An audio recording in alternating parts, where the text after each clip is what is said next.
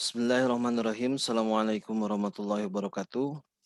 Alhamdulillahirrabbilalamin. Hari ini saya akan mencoba menjelaskan materi mengenai suku bunga dan jasa-jasa bank lainnya.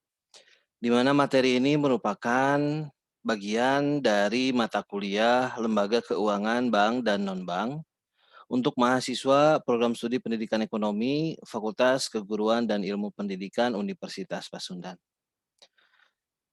Di video sebelumnya, saya sudah menjelaskan mengenai sumber-sumber dana bank dan alokasi dana bank. Mudah-mudahan saudara bisa memahami materi yang sudah saya berikan terkait dengan hal tersebut. Nah, kita langsung saja pada video untuk materi kali ini. Yang pertama adalah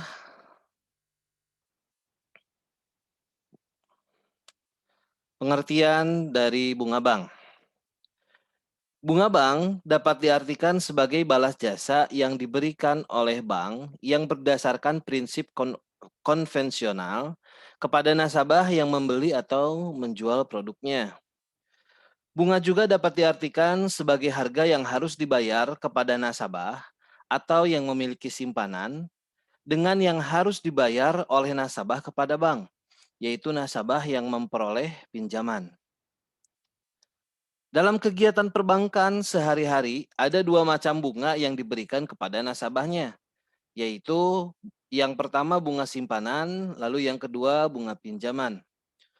Bunga simpanan adalah bunga yang diberikan sebagai rangsangan atau balas jasa bagi nasabah yang menyimpan uangnya di bank.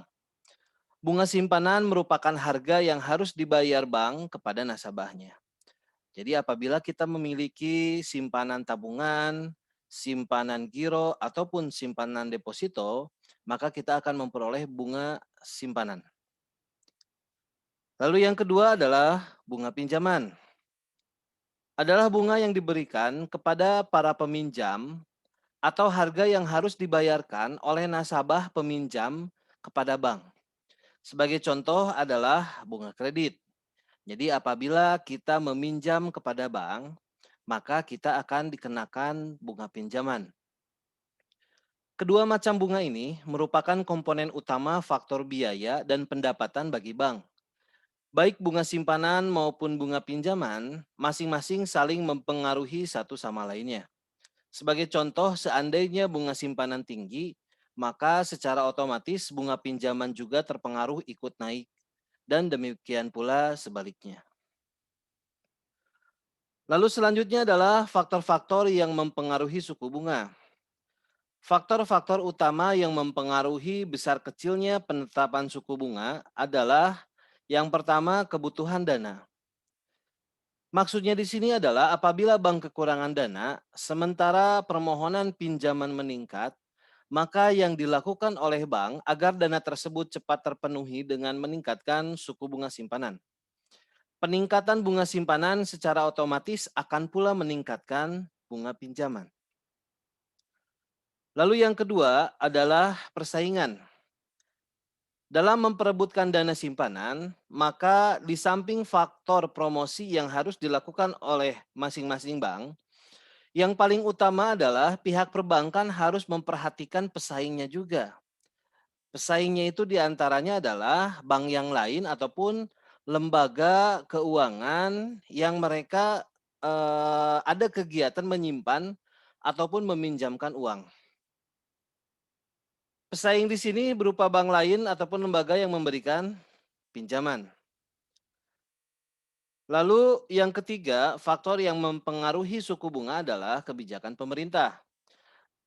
Maksudnya di sini adalah bunga simpanan ataupun bunga pinjaman yang diberikan oleh pihak bank itu tidak boleh melebihi bunga yang sudah ditetapkan oleh pemerintah. Jadi harus sesuai dengan kebijakan yang dikeluarkan oleh pemerintah. Lalu yang selanjutnya faktor-faktor yang mempengaruhi suku bunga adalah target laba yang diinginkan. Maksudnya di sini adalah suku bunga akan berpengaruh dari target laba yang direncanakan atau ingin dicapai oleh perbankan. Jadi jika laba yang diinginkan besar, maka otomatis bunganya pun akan ikut besar juga.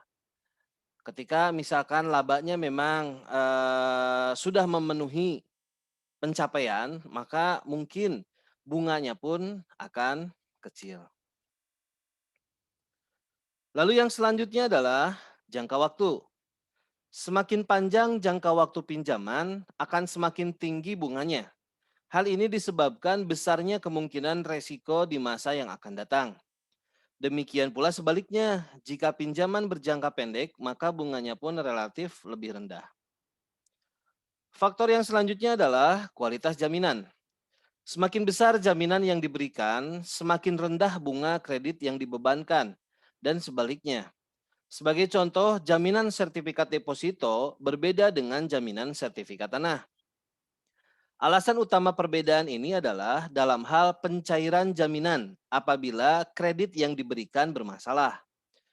Bagi jaminan yang liquid seperti sertifikat deposito atau rekening giro yang dibekukan akan lebih mudah untuk dicairkan jika dibandingkan dengan jaminan tanah. Lalu faktor yang lain yang mempengaruhi suku bunga adalah reputasi perusahaan. Tingkat kepercayaan suatu perusahaan yang akan memperoleh kredit sangat menentukan tingkat suku bunga yang akan dibebankan nantinya. Karena biasanya perusahaan yang bonafide atau yang bisa dipercaya, kemungkinan resiko kredit macet di masa mendatang relatif kecil juga. Begitupun sebaliknya. Faktor yang selanjutnya adalah produk yang kompetitif. Maksudnya di sini adalah produk yang dibiayai harus laku di pasaran. Biasanya ini kaitannya dengan kredit usaha. Jadi bank akan melihat bagaimana produk yang dijual oleh yang mengajukan kredit atau usaha yang mengajukan kredit. Jika produknya laku di pasaran atau kompetitif, maka bunga kredit yang diberikannya pun relatif lebih rendah. Sementara jika produk yang dibuat itu tidak laku di pasaran atau kurang kompetitif, maka bunga kredit yang diberikannya pun akan relatif lebih tinggi. Lalu yang selanjutnya adalah hubungan baik. Nah, biasanya di sini adalah bank menggolongkan nasabahnya antara nasabah utama atau primer dengan nasabah biasa atau sekunder. Penggolongan ini didasarkan kepada keaktifan secara loyalitas nasabah yang bersangkutan terhadap bank. Nah, nasabah utama biasanya mempunyai hubungan yang baik dengan pihak bank, sehingga dalam penentuan suku bunganya pun berbeda dengan nasabah biasa. Dan yang terakhir adalah jaminan pihak ketiga. Dalam hal ini, pihak yang memberikan jaminan kepada penerima kredit. Biasanya pihak yang memberikan jaminan bonafide atau bisa dipercaya, baik dari segi kemampuan membayar, nama baik, maupun loyalitasnya terhadap bank. Maka bunga yang dibebankannya pun berbeda. Demikian pula sebaliknya, jika pinjaman pihak ketiga kurang bonafide atau tidak bisa dipercaya, maka mungkin tidak dapat digunakan sebagai jaminan pihak ketiga oleh pihak perbankan. Nah, itu adalah faktor-faktor yang mempengaruhi suku bunga. Lalu yang selanjutnya adalah komponen-komponen dalam menentukan bunga kredit. Nah, adapun komponen dalam menentukan suku bunga kredit adalah yang pertama, total biaya dana atau cost of fund. Merupakan total bunga yang dikeluarkan oleh bank untuk memperoleh dana simpanan baik dalam bentuk simpanan giro, tabungan maupun deposito. Nah, total biaya dana tergantung dari seberapa besar bunga yang ditetapkan untuk memperoleh dana yang diinginkan. Lalu yang kedua adalah biaya operasi. Dalam melakukan kegiatannya, setiap perbankan membutuhkan berbagai sarana dan prasarana, baik berupa manusia maupun alat. Nah, penggunaan sarana dan prasarana ini memerlukan sejumlah biaya yang harus ditanggung bank sebagai biaya operasionalnya, sehingga biaya operasi ini termasuk ke dalam komponen-komponen dalam menentukan bunga kredit. Lalu komponen yang ketiga adalah cadangan resiko macet. merupakan cadangan terhadap macetnya kredit yang akan diberikan. Hal ini disebabkan setiap kredit yang diberikan pasti mengandung suatu resiko tidak terbayarkan, sehingga penentuan suku bunga akan dipengaruhi oleh faktor ini. Lalu yang keempat adalah laba yang diinginkan. Setiap kali melakukan transaksi, bank selalu ingin memperoleh laba yang maksimal. Nah, penentuan ini ditentukan oleh beberapa pertimbangan penting, mengingat penentuan besarnya laba sangat mempengaruhi besarnya bunga kredit. Lalu yang terakhir adalah pajak. Pajak merupakan kewajiban yang dibebankan pemerintah kepada bank yang memberikan fasilitas kredit kepada nasabahnya. Nah, pajak ini juga merupakan salah satu faktor dalam penentuan suku bunga atau komponen-komponen yang menentukan suku bunga kredit.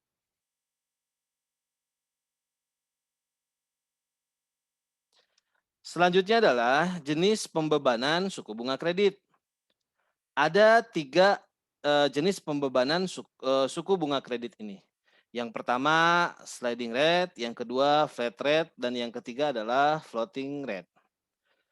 Pembebanan suku bunga kredit dibebankan kepada jenis kreditnya. Pembebanan di sini maksudnya metode perhitungan yang akan digunakan, sehingga mempengaruhi jumlah bunga yang akan dibayar. Jumlah bunga yang dibayarkan mempengaruhi jumlah angsuran per bulannya, di mana jumlah angsuran terdiri dari utang atau pokok pinjaman dan juga bunga. Nah, metode pembebanan yang pertama yaitu sliding rate. Pembebanan bunga setiap bulan dihitung dari sisi pinjamannya, sehingga jumlah bunga yang dibayar nasabah setiap bulan menurun seiring dengan turunnya pokok pinjaman. Akan tetapi pembayaran pokok pinjaman setiap bulannya sama. Nah, cicilan nasabah otomatis dari bulan ke bulan semakin menurun. Nah, jenis sliding rate ini biasanya diberikan kepada sektor produktif dengan maksud bahwa si nasabah nantinya merasa tidak terbebani terhadap pinjamannya. Lalu yang kedua adalah flat rate. Pembebanan bunga setiap bulan tetap dan dari jumlah pinjamannya. Demikian pula pokok pinjaman setiap bulan juga dibayarkan sama, sehingga cicilan setiap bulannya itu akan sama. Nah, biasanya diberikan kepada kredit yang bersifat konsumtif, seperti pembelian rumah tinggal atau pembelian mobil pribadi ataupun kredit konsumtif lainnya. Yang ketiga adalah floating rate. Nah, jenis ini membebankan bunga dikaitkan dengan bunga yang ada di pasar uang. Sehingga bunga yang dibayarkan setiap bulan sangat tergantung dari bunga pasar uang pada bulan tersebut. Jadi suku bunganya tergantung dari pasar uang, ya, tidak ditentukan di awal. Kalau sliding rate, lalu flat rate, itu semuanya ditentukan di awal berapa besaran bunganya. Berapa besaran bunga per bulannya, persentase bunganya. Tetapi kalau floating rate ini tidak, karena akan mengikuti suku bunga yang ada di pasar uang. Nah, insya Allah untuk bagaimana perhitungannya kita akan jelaskan pada saat sinkronus nanti.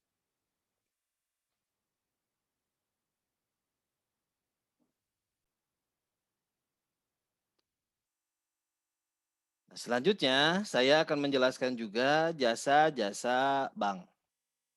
Kalau tadi saya sudah memaparkan tentang suku bunga, ya, bagaimana penentuan suku bunga, lalu komponen-komponen yang menentukan suku bunga, dan juga bagaimana pembebanan-pembebanan yang diberikan oleh pihak bank terkait dengan bunga kredit yang diberikan. Nah, selanjutnya saya di sini akan membahas tentang jasa-jasa perbankan lainnya yang bisa dilakukan oleh pihak bank selain menghimpun ataupun menyalurkan dana. Nah, jasa-jasa bank lainnya merupakan kegiatan perbankan yang ketiga. Jasa-jasa bank merupakan kegiatan perbankan yang dilakukan oleh suatu bank untuk memperlancar kegiatan menghimpun dana dan menyalurkan dana. Semakin lengkap jasa bank yang diberikan, maka akan semakin baik. Dengan demikian, akan menarik nasabah. Hal tersebut karena nasabah merasa nyaman melakukan kegiatan keuangan dari satu bank saja. Bank melaksanakan jasa ini tidak hanya untuk menarik perhatian nasabah semata-mata, tetapi juga untuk mencari keuntungan yang disebut dengan fee-based. Lengkap atau tidaknya jasa bank yang diberikan sangat tergantung dari kemampuan bank tersebut, baik dari segi modal, perlengkapan fasilitas, sampai kepada personil yang mengoperasikannya.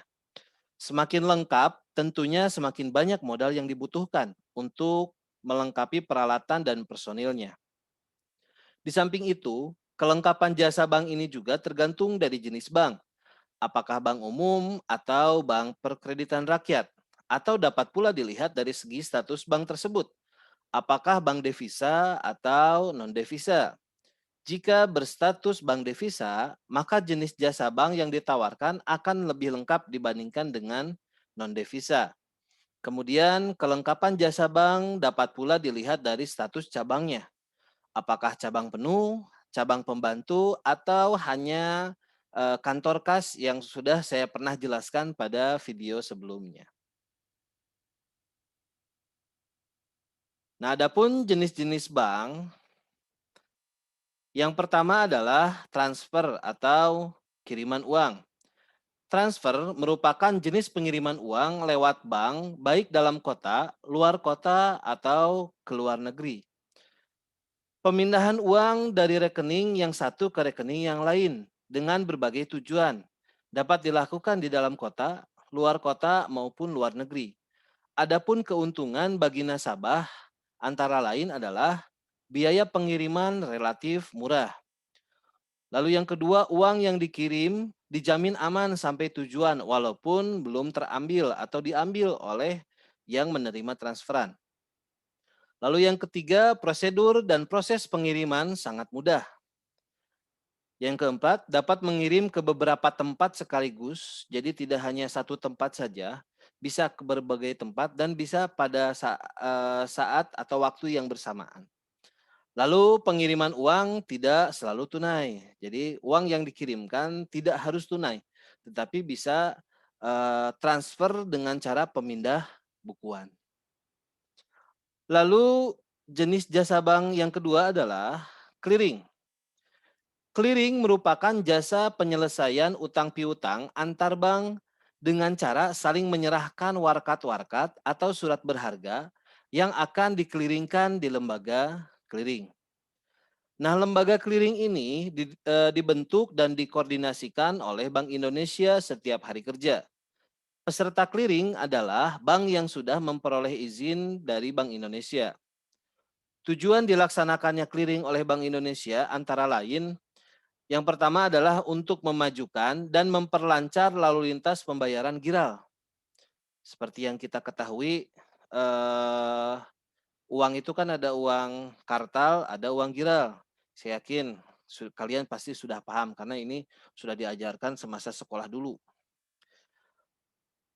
Nah, salah satu tujuan dari bank clearing ini jasa clearing ini adalah untuk memperlancar lalu lintas pembayaran uang giral atau surat-surat berharga. Lalu yang kedua, tujuan yang kedua adalah agar perhitungan penyelesaian utang piutang dapat dilaksanakan lebih mudah, aman, dan efisien. Warkat-warkat atau surat berharga yang dapat dikeliringkan atau diselesaikan di lembaga clearing adalah warkat-warkat yang berasal dari dalam kota seperti cek, biljet giro, wesel bank, surat bukti penerimaan transfer dari luar kota, nota kredit, ataupun yang lainnya. Perhitungan clearing dilakukan setiap hari untuk mengetahui apakah bank tersebut menang clearing atau kalah clearing. Bagi bank yang menang clearing, artinya jumlah tagihan warkat clearingnya melebihi pembayaran warkat clearingnya, sehingga terdapat saldo kemenangannya. Sebaliknya, bagi bank yang kalah clearing, justru pembayaran warkat clearing lebih besar daripada penerimaan warkat clearing yang diterimanya. Lalu jenis jasa bank yang ketiga adalah inkaso. Inkaso adalah proses penagihan warkat itu surat berharga, antar bank yang berasal dari luar kota atau dari luar negeri, Khusus warkat dari luar negeri, banknya harus berstatus bank devisa. Sebagai contoh, apabila kita memperoleh selembar cek yang diterbitkan oleh bank yang ada di Kota Bandung, maka cek tersebut dapat dicairkan di Jakarta melalui jasa inkaso. Dalam hal ini, bank yang ada di Jakarta yang menagih ke bank yang ada di Bandung. Nah, proses penagihan ini kita sebut dengan inkaso dalam negeri. Begitu pula jika cek atau biljet giro yang kita peroleh dan diterbitkan oleh bank di luar negeri, kemudian kita uangkan di Indonesia, maka proses penagihannya melalui inkaso luar negeri. Adapun keuntungan dari inkaso, yang pertama adalah menghemat biaya yang dikeluarkan nasabah, lalu yang kedua menghemat waktu penagihan warkat, yang ketiga menghindari resiko kehilangan. Lalu jenis-jenis jasa bank yang selanjutnya adalah safe deposit box, yaitu kotak pengaman simpanan adalah salah satu bentuk pelayanan bank terhadap masyarakat, yaitu dengan menyewakan box untuk menyimpan barang-barang berharga dalam jangka waktu tertentu. Barang-barang berharga yang disimpan di dalam kotak pengaman atau safe deposit box merupakan simpanan dalam bentuk tertutup. Dalam artian, pejabat bank tidak dapat memeriksa barang yang disimpan tanpa sepengetahuan penyewa. Safe deposit box memiliki dua anak kunci. Satu anak kunci dipegang oleh nasabah, penyewa, dan satu kunci lagi dipegang oleh pihak bank atau pejabat bank. Nah, safe deposit box hanya dapat dibuka dengan menggunakan kedua anak kunci secara bersama-sama. Jadi tidak bisa satu-satu, harus keduanya ada. Dipandang dari pihak bank, safe deposit box merupakan alat promosi, yaitu dengan cara meningkatkan pelayanan kepada masyarakat. Selain itu juga dapat menambah pendapatan bank dalam bentuk pendapatan sewa dan pengendapan uang jaminan yang diwajibkan kepada penyewa. Adapun manfaat bagi pihak penyewa, bahwa barang-barang berharga yang disimpan di dalam safe deposit box lebih aman dan terjamin kerahasiaannya. Nah, adapun barang-barang yang bisa disimpan adalah seperti surat-surat berharga, baik itu sertifikat deposito, lalu misalkan sertifikat tanah dan lain sebagainya. Ataupun benda-benda berharga seperti emas misalkan atau perhiasan-perhiasan yang lainnya. Lalu jasa bank yang selanjutnya adalah letter of credit. Merupakan salah satu jasa bank yang diberikan kepada masyarakat untuk memperlancar arus barang, baik itu ekspor ataupun impor, termasuk barang dalam negeri atau antar pulau. Kegunaan letter of credit adalah untuk menampung dan menyelesaikan kesulitan-kesulitan dari pihak pembeli atau importer maupun penjual atau eksportir dalam transaksi dagangnya. Nah, pengertian secara umum, letter of credit merupakan suatu pernyataan dari bank atas permintaan nasabah, biasanya importir, untuk menyediakan dan membayar sejumlah uang tertentu untuk kepentingan pihak ketiga atau penerima letter of credit atau bisa disebut juga eksportir. Letter of credit sering disebut dengan kredit berdokumen atau documentary credit.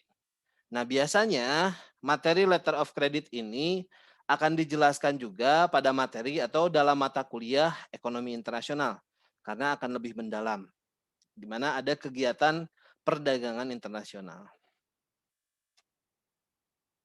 Selanjutnya, jenis jasa bank yang lainnya adalah bank card. Bank card merupakan kartu plastik yang dikeluarkan oleh bank yang diberikan kepada nasabahnya untuk dapat dipergunakan sebagai alat pembayaran di tempat-tempat tertentu, seperti supermarket, pasar swalayan, hotel, restoran, tempat hiburan, dan tempat-tempat yang lainnya. Yang pasti yang menerima bank card ini ya. Nah, di samping itu, dengan kartu ini juga dapat diuangkan atau mengambil uang tunai di berbagai tempat seperti di mesin ATM. Nah, ATM biasanya tersebar di berbagai tempat yang strategis seperti di pusat perbelanjaan, di tempat hiburan, dan di perkantoran. Adapun keuntungan bagi pemegang kartu adalah yang pertama kemudahan berbelanja, yang kedua kemudahan memperoleh uang tunai, dan yang ketiga bonaviditas atau mencirikan bahwa dia orang yang mampu. Nah, bank card atau kartu plastik ini juga akan kita jelaskan pada materi yang selanjutnya. Lalu jenis jasa bank yang lainnya adalah banknotes, yaitu uang kartal asing yang dikeluarkan atau diterbitkan oleh bank luar negeri, yang biasanya diperjualbelikan pada bank dan perdagangan valuta asing. Nah, transaksi jual beli banknotes menggunakan kurs yang dikeluarkan oleh Bank Indonesia sebagai perbandingan nilai mata uang rupiah dengan valuta asing. Ada dua macam kurs yang digunakan, yaitu kurs beli dan kurs jual. Lalu jasa bank yang lainnya adalah traveler's check. Cek wisata atau cek perjalanan yang biasanya digunakan oleh mereka yang hendak berpergian atau sering dibawa oleh turis atau dibawa oleh turis. Nah, traveler's check diterbitkan dalam pecahan-pecahan tertentu seperti halnya uang kartal dan diterbitkan dalam mata uang rupiah dan mata uang asing. Penggunaan travel check dapat dibelanjakan di berbagai tempat, terutama di mana bank yang mengeluarkan travel check tersebut melakukan pengikat dan perjanjian kerjasama.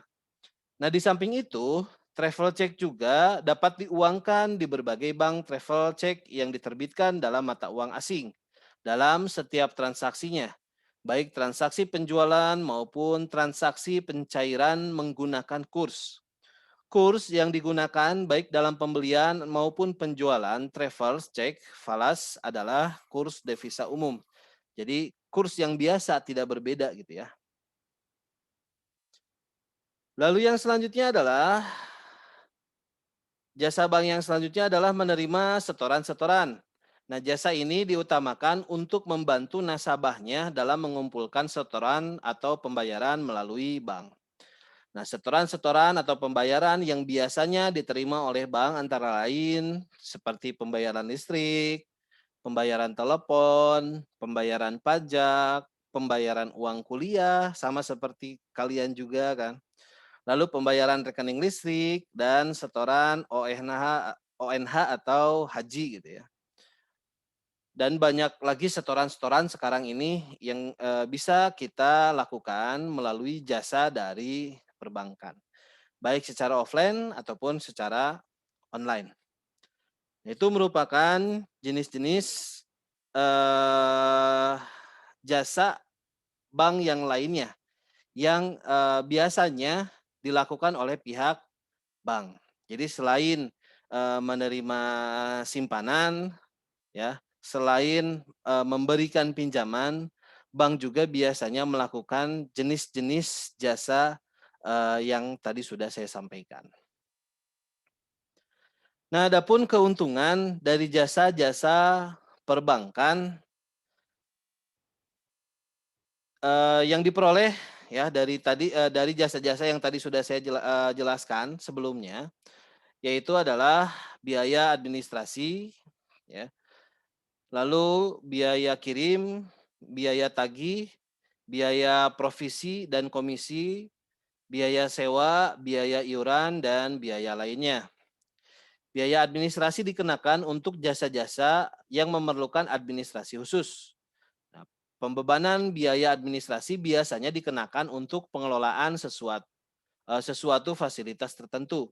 Contohnya biaya administrasi seperti kredit atau biaya administrasi lainnya.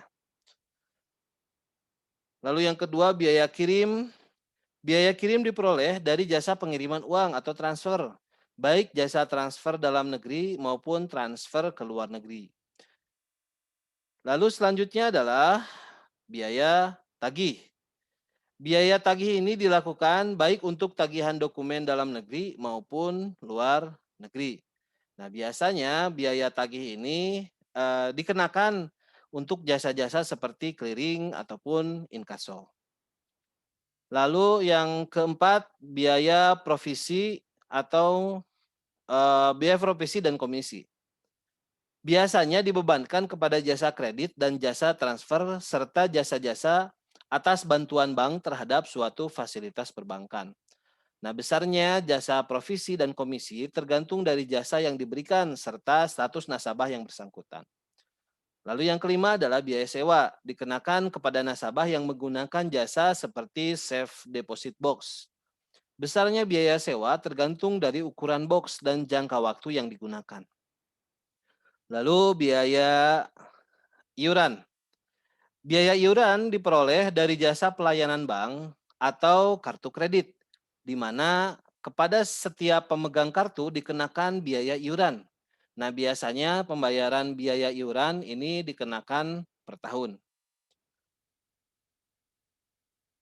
Ataupun keuntungannya dari biaya-biaya lain yang diperoleh dari bank atas jasa-jasa yang memang dikeluarkan oleh pihak perbankan.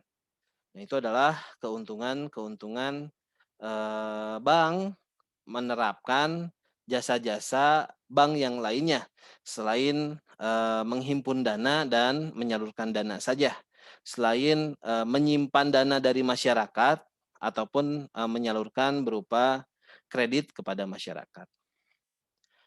Sekian materi kita kali ini mengenai suku bunga dan jasa-jasa bank yang lainnya. Mudah-mudahan saudara bisa memahami setiap materi yang sudah saya berikan.